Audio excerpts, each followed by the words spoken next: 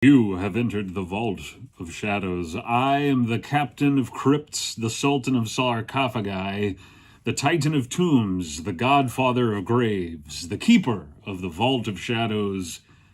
Dave, that's right, old Dave here, kids. And day 3 of October already. And sadly, it moves fast, doesn't it? We want it to last forever, right? Shouldn't it be October forever? I think so. In this installment here, this visit that you've made, entering the Vault of Shadows, we're going to talk about something a little different than mask reviews this time. Of course, we'll have plenty more of those throughout the next, what would that be? How many days is that? No, I'm not good at math. That part of my brain rotted when I died. It's not something that's ever really come back, or was there to begin with. But I want to talk about a film that I recently saw. Some people might call it a movie. I call it a film, whatever you want to call it. And that movie is The Conjuring Last Rites. And I thought I would just give you a quick overview, my thoughts on this film, a little bit of my thoughts on the franchise as a whole. And I'll start with that to give context for the review. So here's the thing, kids.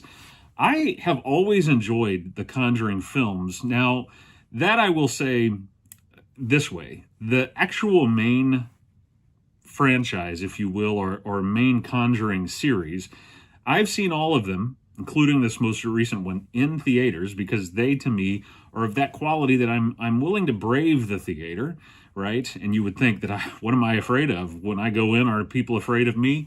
Believe me, there are scarier things than old Dave here in your theater, or any theater. But I've braved that experience, and I've sat there, and I've watched these films, and I can remember seeing the very first Conjuring way back in 2013 and being blown away by it. What an experience this movie was, and seeing it with an audience in a theater was tremendous, and it just was so well done. And I rewatched it a few weeks ago, in fact, and everything holds up in that movie.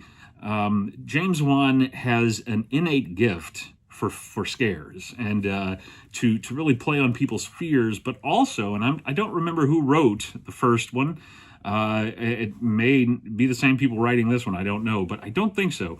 There's also something going on in the writing, and that I think it's very important when we talk about horror films, and that is the characters must be somewhat relatable. They have to be at least likable so that we care. Otherwise, oh, look, this entity just threw them across the room, or they're throwing up knives or something stupid. We don't care. It could be a video game. No. If we care about the characters, my goodness, that ramps up the fear, right? Because we're invested, because then we think, well, this is what it would be like if it happened to me, maybe, or somebody I know. Very important. All of these films largely, and I'm talking about, again, the main Conjuring series, have achieved this. But I do think, in looking back, of the 4 films that have been made with the title The Conjuring, the first 2 remain the cream of the crop. The first, to me, untouchable. And the second one, I know a lot of people at the time and even since have said, oh, it was better than the first one. I don't know why they talk like that. But no, it's not better than the first one. I'm sorry. The second one does take some liberties with, I thought, and this is not a full review of the entire series, but I thought that The Conjuring 2 did 2 things wrong. One was a marketing perspective. They took Valak, right, the nun demon, and they showed us that every TV spot, every ad you saw, it was showing that. Well, when you went to see the movie, you went, oh, hey, I've seen this. Not scary anymore because I've seen it. It wasn't brief flashes. It was like, oh, hey, look, you could go make your own costume based on this 2-minute, trailer. How many times you've seen the nun? Not good. And I thought that should have been hidden. I thought that should have been quick flashes so that when you saw the film, wow. And that also, I thought, negatively impacted the Nun film, the first one. I didn't see the second one. It's the only one of these films in the whole series, the whole franchise, I should say, that I've not seen, all right? But The Conjuring 2, it also pushed some boundaries. And I know a lot of people love the Crooked Man, love the look of the guy. But I thought he's bigger than he's like a giant. And I just thought that pushed the credibility a little bit, because what we're supposed to be having in these films is a suspension of disbelief. I personally, just Dave here, the Vault Keeper, believe that there are demonic entities and believe in all of that. However, some people don't. So they've got an even greater curve of disbelief suspension, if you will. And now there is a giant, and I know the entity can do anything, but I think that pushes it a little bit. The first Annabelle, the second Annabelle, I thought those were terrific. And those, there's only two, if memory serves. Now, the first one's the better of the two. The second one's pretty good, too.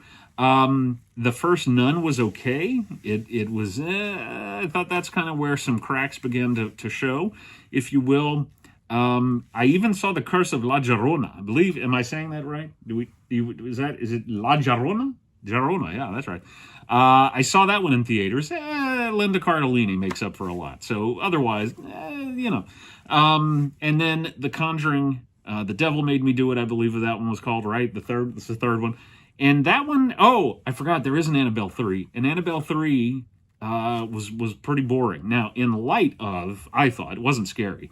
By the way, The Nun wasn't scary either. But in light of this last film, I want to go back and watch the third Annabelle and the third, maybe the third Conjuring, but the third Annabelle, because the daughter of the Warrens plays a very significant role in this new film. So let's talk about the new film. Is it scary? I thought it had a couple of good jump scares. It had some creepy moments. It wasn't particularly scary in the way the first one really unnerved the audience. I just didn't get that. Let's start with the best part of it. Again, Vera Farmiga, Patrick Wilson as the Warrens. They are tremendous. The actress who played their daughter, Judy, also tremendous. I don't remember her name. The actor who played their son, soon-to-be son-in-law, Judy's fiance, did an excellent job. And all around, the performances are great in this film. And there's not one really weak point in terms of acting at all. And that I think is pretty consistent for the franchise, and in particular the Conjuring series.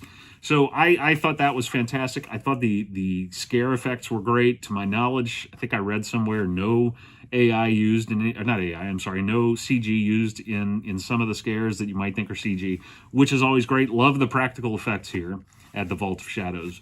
So I think the problem that I have with the movie, and it's really kind of a minor problem.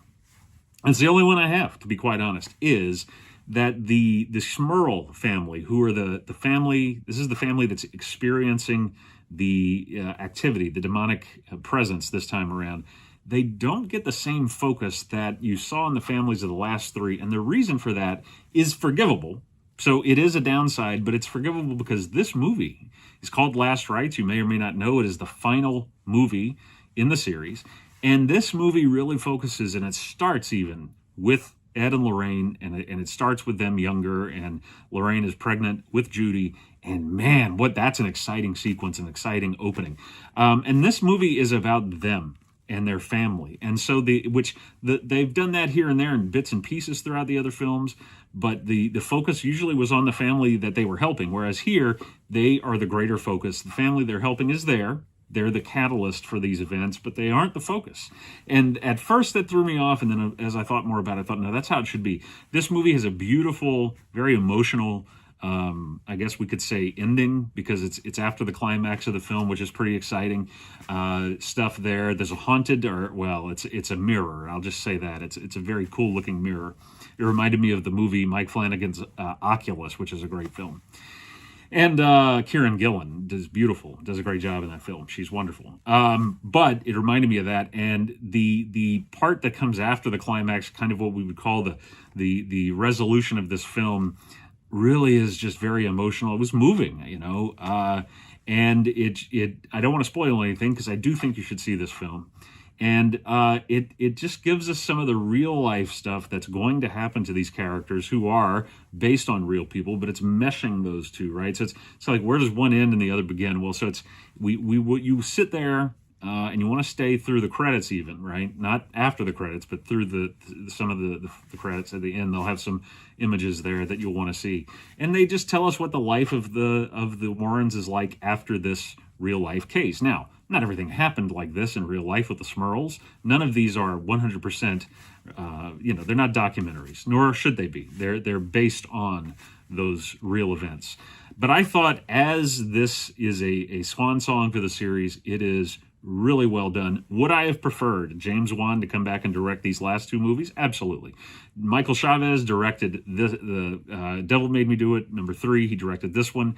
He also did the Curse of La Llorona, which I thought he did a pretty good job with that. I just thought it had some script problems. But overall, The Conjuring Last Rites, well worth your time. Even kids, even going see in the theater. Not going to be at the heights of the first Conjuring or the first Annabelle, which I think is just so creepy. So well done. No, it's not going to be there. And it's not even going to reach The Conjuring 2, which I put up there in that top 3 most effective, scariest, best of the series.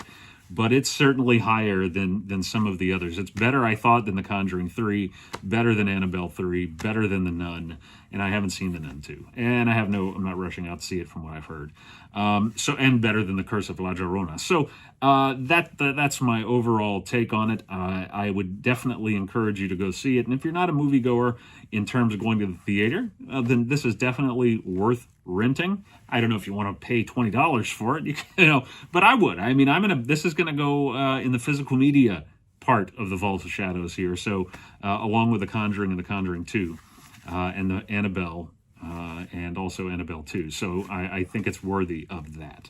Thanks, kids, for entering yet again the Vault of Shadows. Until next time, stay spooky.